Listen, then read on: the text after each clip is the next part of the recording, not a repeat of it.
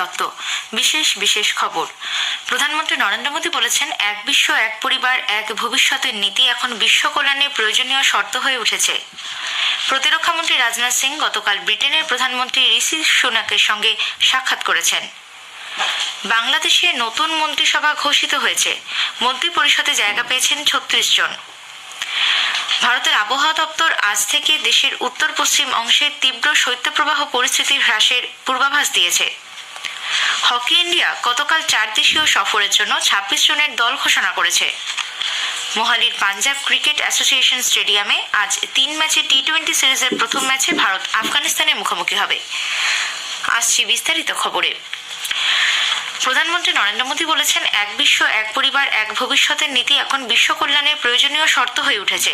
গুজরাটের গান্ধীনগরের মহাত্মা মন্দিরে গতকাল 10ম ভাইব্রেন্ট গুজরাট গ্লোবাল সামিট 2024-এর উদ্বোধন করে তিনি 2047 সালের মধ্যে বিকশিত ভারত এবং আগামী 25 বছরকে অমৃতকাল হিসেবে গড়ে তোলার জন্য পুনরায় অঙ্গীকারবদ্ধ হন। প্রধানমন্ত্রী বলেন, নতুন স্বপ্ন, নতুন সংকল্প এবং ধারাবাহিক সাফল্যের সময় হলো এটি। সম্মেলনে সংযুক্ত আরব আমিরাতের রাষ্ট্রপতি শেখ মোহাম্মদ বিন জায়েদ আল নাহিয়ানের প্রধান অতিথি হিসেবে অংশগ্রহণ দুদেশের গভীর সম্পর্কের পরিচায়ক। পুনর্নবীকরণযোগ্য জ্বালানি, স্বাস্থ্য পরিষেবা এবং ভারতের বন্দর পরিকাঠামো ক্ষেত্রে ভারত এবং সংযুক্ত আরব আমিরাতের অংশীদারিত্বের কথা উল্লেখ করেন শ্রী মোদী। ভারতের নারী কেন্দ্রিক উন্নয়নের কথা তুলে ধরে তিনি বলেন, हमारी सरकार के 5 वर्षों में 13.5 करोड़ से ज्यादा लोग गरीबी से बाहर निकले हैं। भारत में मिडिल क्लास की एवरेज इनकम लगातार बढ़ रही है। भारत में फीमेल वर्कफोर्स के पार्टिसिपेशन में भी रिकॉर्ड वृद्धि हुई है। भारत के भविष्य के लिए ये बहुत अच्छी संकेत है और इसलिए मैं आप सभी का आह्वान करूंगा कि भारत की इस विकास यात्रा से जुड़िए, हमारे साथ चलिए। ভাইব্রেন্ট গুজরাট শীর্ষ সম্মেলনের 20তম বার্ষিকীর কথা উল্লেখ করে প্রধানমন্ত্রী বলেন, এই শীর্ষ সম্মেলন নতুন ধারণা, বিনিয়োগ ও লাভের জন্য নতুন দিগন্ত উন্মোচন করছে। এবছরের সম্মেলনের মূল ভাবনা ভবিষ্যতের প্রবেশদ্বারের উল্লেখ করে তিনি বলেন, সকলের সম্মিলিত প্রচেষ্টায় একবিংশ শতাব্দীর ভবিষ্যৎ উজ্জ্বল হবে। দ্রুত পরিবর্তনশীল পৃথিবীতে ভারত বিশ্বমিত্র হিসেবে অগ্রসর হচ্ছে এবং বর্তমান বিশ্ব স্থিতাবস্থার ক্ষেত্রে ভারতকে একটি গুরুত্বপূর্ণ স্তম্ভ হিসেবে দেখছে বলেও মন্তব্য করেন তিনি। আগামী কয়েক বছরে বিশ্বের সেরা 3টি অর্থনীতির দেশের মধ্যে ভারত জায়গা করে নেবে বলে প্রধানমন্ত্রী আস্থা ব্যক্ত করেন। ভাইব্রেন্ট গুজরাট গ্লোবাল সামিটের ফাঁকে প্রধানমন্ত্রী নরেন্দ্র মোদী গতকাল গান্ধীনগরের গিফট সিটিতে গ্লোবাল ফিনটেক লিডারশিপ ফোরামে বাণিজ্য ক্ষেত্রে অগ্রণী ব্যক্তিত্বদের সঙ্গে মত বিনিময় করেন। সম্মেলনের প্রথম দিনে গতকাল কেন্দ্রীয় অর্থমন্ত্রী নির্মলা সীতারামনের উপস্থিতিতে 2047 সালের মধ্যে বিকশিত ভারতের লক্ষ্যে গুজরাটের রূপরেখা প্রকাশ করা হয়। অনুষ্ঠানে শ্রীমতী সীতারামন বলেন, 2047 সালের মধ্যে ভারত 30 লক্ষ কোটি ডলারের অর্থনীতিতে পরিণত হবে। কেন্দ্রীয় বস্ত্রমন্ত্রী পীযূষ গোয়েল সম্মেলনের ফাঁকে গতিশক্তি বিষয়ক এক সেমিনারে বক্তব্য রাখতে গিয়ে বলেন, সুসংহত ও নিরবচ্ছিন্ন মাল্টি মডেল যোগাযোগ ব্যবস্থা গড়ে তুলতে পিএম গতিশক্তি উদ্যোগ বিশ্বব্যাপী প্রশংসিত হয়েছে।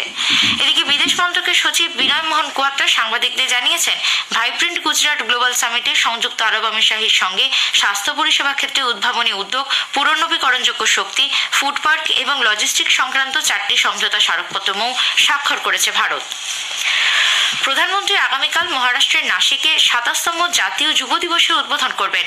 দেশের যুব সম্প্রদায়ের উদ্দেশ্যে ভাষণও দেবেন তিনি। একটি সরকারি বিবৃতি অনুযায়ী দেশের বিভিন্ন জেলায় যুব বিষয়ক দপ্তরের সমস্ত আঞ্চলিক সংগঠন এবার বিভিন্ন সরকারি দপ্তরের সহযোগিতায় দিনটি উদযাপন করতে চলেছে। এনএসএস ইউনিট, NYKS এবং বেশ কয়েকটি শিক্ষা প্রতিষ্ঠানের যৌথ উদ্যোগে দেশজুড়ে স্বেচ্ছাসেবকরা ভারতের জন্য স্বেচ্ছাসেবী বিভিন্ন কর্মসূচি গ্রহণ করেছে। এতে অংশ নেবেন 88,000-এরও বেশি স্বেচ্ছাসেবক। দেশের প্রধান শহর এবং 750টি জেলা সদরে সড়ক নিরাপত্তা সচেতনতা কর্মসূচির আয়োজন করা হচ্ছে আগামীকাল। প্রতিরক্ষামন্ত্রী রাজনাথ সিং গতকাল ব্রিটেনের প্রধানমন্ত্রী ঋষি সুনাকের সঙ্গে 10 ডাউনিং স্ট্রিটে সাক্ষাৎ করেন। দ্বিপাক্ষিক নানা বিষয় নিয়ে তাদের মধ্যে বিস্তৃত আলোচনা হয়। একজন বরিষ্ঠ সরকারি আধিকারিক জানিয়েছেন, প্রতিরক্ষা, বাণিজ্য এবং আঞ্চলিক বিষয়সমূহ আলোচনার বিষয়বস্তু ছিল। ভারত ও ব্রিটেনের মধ্যে মুক্ত বাণিজ্য চুক্তি FTA এর বিষয়ে যে আলোচনা চলেছে তা নিয়েও তাদের কথা হয়েছে। এর আগে প্রতিরক্ষামন্ত্রী এবং ব্রিটিশ প্রতিরক্ষামন্ত্রী গ্র্যান্ড শাপস বিভিন্ন শিল্প সংস্থার প্রতিনিধিদের সঙ্গে আলাপ আলোচনায় অংশ নেন। ডিফেন্স CEO রাউন্ড টেবিলেও অংশ নেন তারা। কেন্দ্রীয় মৎস্য, পশুপালন ও দুগ্ধ বিষয়ক মন্ত্রী পুরুষোত্তম রূপালা গতকাল বিকেলে পশ্চিমবঙ্গের দক্ষিণ 24 পরগনার গঙ্গাসাগরে দ্বাদশ সাগর পরিক্রমা শেষ করেন। সাগরের একটি মৎস্য ঘাটিতে গিয়ে কথা বলেন মৎস্যজীবীদের সঙ্গে। পরে মন্ত্রী সাংবাদিকদের বলেন, গত 23শে মার্চ গুজরাটের মানভি বন্দর থেকে এই পরিক্রমার সূচনা হয়েছিল। নদীপথে এই দীর্ঘ যাত্রায় মৎস্যজীবীদের হাতে সরকারি পরিষেবা তুলে দেওয়া হয়েছে। এর আগে গতকাল পূর্ব মেদিনীপুরের দীঘায় সাগর পরিক্রমা কর্মসূচির অঙ্গ হিসেবে এক অনুষ্ঠানে কেন্দ্রীয় মৎস্যমন্ত্রী বলেন, কিষাণ ক্রেডিট কার্ডের মতো মৎস্যজীবীদের জন্য ক্রেডিট কার্ড চালু করবে কেন্দ্রীয় সরকার। এর ফলে মৎস্যজীবীরাও কৃষকদের মতো সুবিধা পাবেন। প্রধানমন্ত্রী মৎস্য সম্পদ যোজনায় পূর্ব মেদিনীপুরের জন্য 150 কোটি টাকা বরাদ্দ করা হয়েছে। শঙ্করপুর মৎস্য বন্দরের জন্য বরাদ্দ হয়েছে 45 কোটি টাকা। ছত্তিশগড় সরকার অযোধ্যায় রাম মন্দির দর্শনের উদ্দেশ্যে পুণ্যার্থীদের জন্য রামলালা দর্শন স্কিম নামে একটি প্রকল্প শুরু করতে চলেছে। রায়পুরে রাজ্যের ক্যাবিনেট বৈঠকে গতকাল এই সিদ্ধান্ত হয়। এই বৈঠকের পর উপমুখ্যমন্ত্রী অরুণ সাহ সাংবাদিকদের বলেন, এই প্রকল্পের বাস্তবায়নে আইআরসিটিসির সঙ্গে একটি সমঝোতা স্মারকপত্র স্বাক্ষরিত হবে।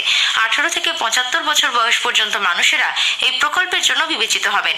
সাহ বলেন, প্রতি বছর 20,000 মানুষ রামলালা দর্শন স্কিম প্রকল্পের সুবিধা পাবেন। ছত্তিশগড় পর্যটন বোর্ড এই প্রকল্পের বাস্তবায়নের কাজ করবে।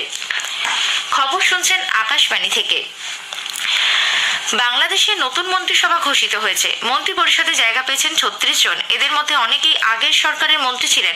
তালিকায় 25 জন পূর্ণ মন্ত্রী এবং 11 জন প্রতিমন্ত্রীর নাম রয়েছে। রাষ্ট্রপতি মোহাম্মদ শাহাবুদ্দিন মন্ত্রীদের পদ এবং মন্ত্রগুপ্তের শপথ বাক্য পাঠ করাবেন।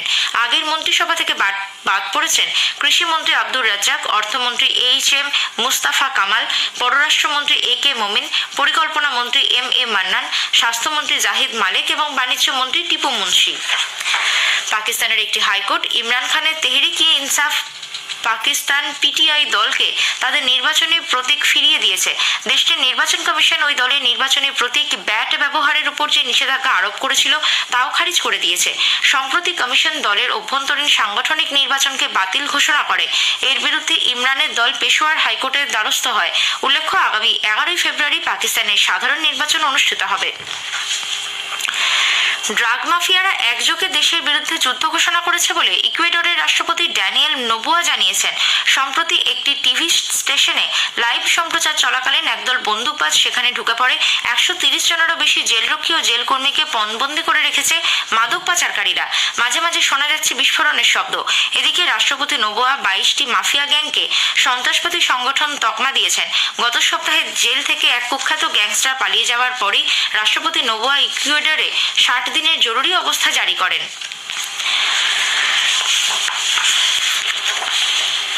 ভারতের আবহাওয়া দপ্তর আইএমডি আজ থেকে দেশের উত্তর পশ্চিম অংশের তীব্র শৈত্যপ্রবাহ পরিস্থিতির হ্রাসের পূর্বাভাস দিয়েছে।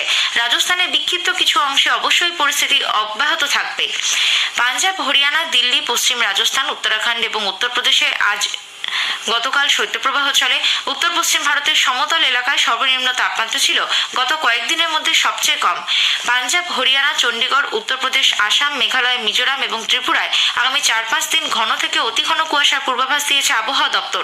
মধ্য ও পূর্ব ভারতে আগামী 3-4 দিন তাপমাত্রা নামতে পারে 2 থেকে 3 ডিগ্রি সেলসিয়াস। হকি ইন্ডিয়া গতকাল 4 দেশীয় সফরের জন্য 26 জনের দল ঘোষণা করেছে। ভারত, ফ্রান্স, নেদারল্যান্ডস ও দক্ষিণ আফ্রিকাকে নিয়ে এই 4 দেশীয় প্রতিযোগিতা আয়োজিত হবে। দক্ষিণ আফ্রিকার কেপটাউনে চলতি মাসের 22 তারিখ প্রতিযোগিতা শুরু হচ্ছে। ভারতীয় দলকে নেতৃত্ব দেবেন হরমনপ্রীত সিং। সহ অধিনায়ক হয়েছেন হার্দিক সিং। দলে এসেছেন আরাইজিৎ সিং হুন্দাল এবং ববি সিং ধামির মতো উঠতি খেলোয়াড়। মোহালির পাঞ্জাব ক্রিকেট অ্যাসোসিয়েশন স্টেডিয়ামে আজ 3 ম্যাচে টি-20 সিরিজের প্রথম ম্যাচে ভারত আফগানিস্তানের মুখোমুখি হবে। খেলা শুরু হবে সন্ধ্যে 7টায়। আফগানিস্তান এই প্রথম ভারতের মাটিতে সীমিত ওভারের সিরিজ খেলবে। পিঠে অস্ত্রোপচারের পর এখনো পুরোপুরি সুস্থ না হওয়ায় আফগানিস্তানের স্পিনার রশিদ খান ভারতের বিরুদ্ধে 3 ম্যাচে টি-20 সিরিজ থেকে বাদ পড়েছেন। রশিদ খানকে প্রাথমিকভাবে ভারতের বিরুদ্ধে সিরিজের জন্য ঘোষিত 19 সদস্যের আফগানিস্তানের দলে রাখা হয়েছিল। কলিঙ্গ সুপার কাপ ফুটবলে আজ প্রথম ম্যাচে মুম্বাই সিটি এফসি গোকুলাম কেরালার বিরুদ্ধে খেলবে। খেলা শুরু হবে দুপুর 2টায়। আজকে দ্বিতীয় ম্যাচে চেন্নাইন এফসি পাঞ্জাব এফসির মুখোমুখি হবে। খেলা শুরু হবে সন্ধ্যে 7:30টায়। শেষ করার আগে খবরে বিশেষ কিছু অংশ আরও একবার। প্রধানমন্ত্রী নরেন্দ্র মোদী বলেছেন, এক বিশ্ব, এক পরিবার, এক ভবিষ্যতের নীতি এখন বিশ্ব কল্যাণের প্রয়োজনীয় শর্ত হয়ে উঠেছে। প্রতিরক্ষামন্ত্রী রাজনাথ সিং গতকাল ব্রিটেনের প্রধানমন্ত্রী ঋষি সুনাকের সঙ্গে সাক্ষাৎ করেছেন। বাংলাদেশের নতুন মন্ত্রিসভা ঘোষিত হয়েছে। চলছে। ভারতের আবহাওয়া দপ্তর আজ থেকে দেশের উত্তর পশ্চিম অংশে তীব্র শৈত্যপ্রবাহ পরিস্থিতি হ্রাসের পূর্বাভাস দিয়েছে। হকি ইন্ডিয়া গতকাল 4 দেশীয় সফরের জন্য 26 জনের দল ঘোষণা করেছে। খবর শেষ হলো।